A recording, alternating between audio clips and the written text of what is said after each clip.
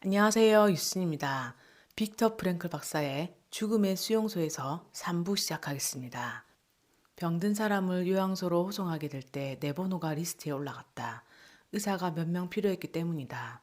그러나 그 목적지가 요양소라고 믿는 사람은 아무도 없었다. 그로부터 몇 주 전 비슷한 호송 계획이 있었는데 그때도 사람들은 호송되는 환자들이 모두 가스실로 갈 것이라고 확신했다. 수용소 측에서 호송될 환자 중 자원에서 야간 작업반에 가겠다는 사람들은 호송자 명단에서 빼주겠다고 발표했다. 순식간에 82명의 사람들이 자원을 했으나 15분 후 환자 호송 계획이 취소되었다. 다시 두 번째로 환자 호송 계획이 세워졌다. 이때는 이 계획이 환자들의 남은 노동력을 쥐어짜르는 건지 가스실로 데려가는 건지 아니면 정말 요양소로 가는 것인지 아무도 아는 사람이 없었다. 그날 저녁 평소 나에게 호감을 갖고 있던 주치의가 다가오더니 넌지시 이야기했다. 내가 당신을 리스트에서 빼도록 했으니 10시까지 당직실로 가보시오. 나는 그에게 이것이 내 길이 아니라고, 나는 운명이 정해놓은 길로 가야 한다는 것을 배웠다고 말했다. 나는 내 친구들 곁에 있는 것이 더 좋습니다. 그러자 그의 눈이 연민의 빛을 띠었다. 마치 내 운명을 알고 있기나 하는 것처럼 말없이 악수를 정했다. 그것은 삶을 위한 악수가 아니라 삶과 작별하는 악수였다. 나는 막사로 돌아왔다. 막사에는 친한 친구가 나를 기다리고 있었다. 자네 정말로 그 사람들과 함께 가기를 원하나? 그가 슬픈 표정으로 물었다. 그렇다네. 나는 갈 거야. 그러자 그의 눈에서 눈물이 흘러나왔다.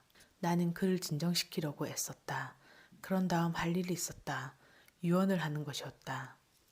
잘 듣게 오토. 만약 내가 집에 있는 아내에게 다시 돌아가지 못한다면, 그리고 자네가 아내를 다시 만나게 된다면 그녀에게 이렇게 전해주게.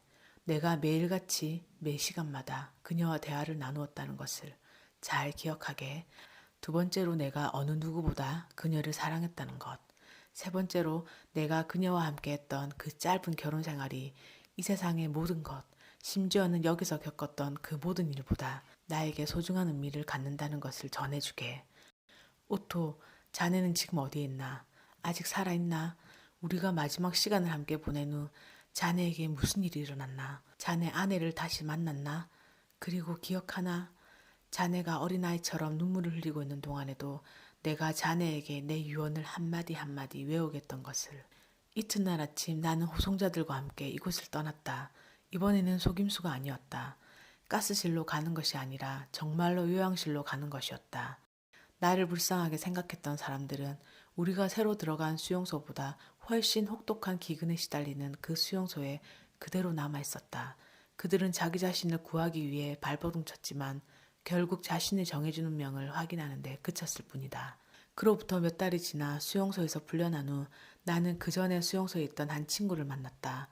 그는 자기가 수용소의 보안원으로 시체 더미에서 없어진 인육 조각을 어떻게 찾아냈는지를 나에게 말해주었다.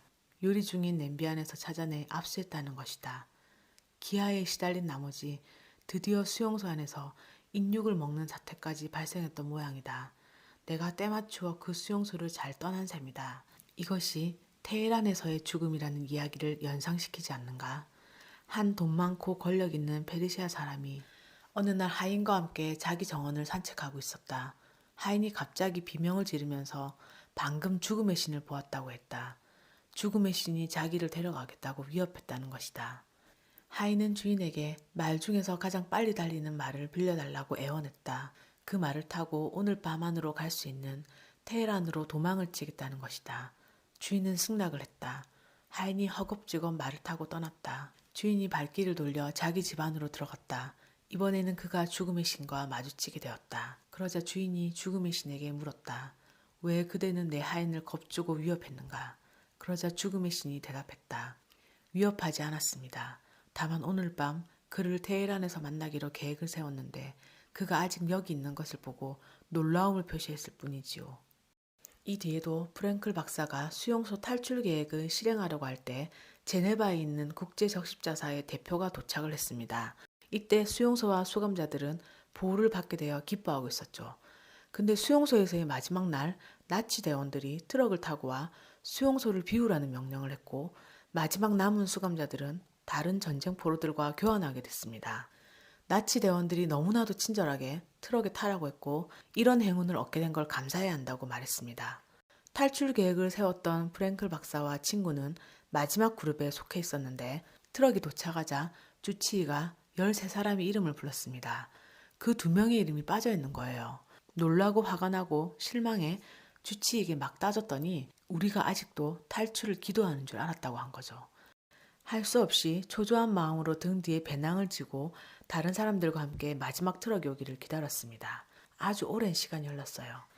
여행에 대비해 옷과 신발을 그대로 입은 채로 잠이 들고 말았습니다. 얼마나 잤을까? 시끄러운 대포 소리와 총소리에 잠이 깼다. 막사 안으로 총알이 날아들었다. 주치의가 뛰어들어오더니 바닥에 엎드리라고 했다. 우리는 무슨 일이 일어났는지를 알게 되었다. 전선이 코앞에까지 온 것이다. 드디어 총격이 잦아들고 아침이 밝았다. 수용소 문에 있는 깃대에서 하얀 깃발이 바람에 나부끼고 있었다. 그로부터 여러 주가 지난 후 우리는 이 마지막 순간에도 운명의 신이 우리를 우롱했다는 사실을 알게 되었다. 그 얘기를 듣고 우리는 인간의 결정이 얼마나 불확실한가를 깨달았다. 그것이 특히 생사와 관련된 문제일 때는 더욱 그렇다. 나는 우리 수용소에서 그다지 멀지 않은 곳에 있는 작은 수용소에서 찍은 사진들을 보았다. 그날 밤 자유를 향해 간다고 믿었던 우리 친구들은 트럭에 실려 그 수용소로 이송되었다. 그리고 그곳에서 박사 안에 갇힌 채로 불에 타 죽었다. 사진으로도 군데군데 불에 탄 동료들의 시신을 알아볼 수 있었다. 그때 나는 또다시 테헤란에서의 죽음을 생각했다. 빅터 프랭클 박사의 죽음의 수용소에서 함께했습니다. 감사합니다.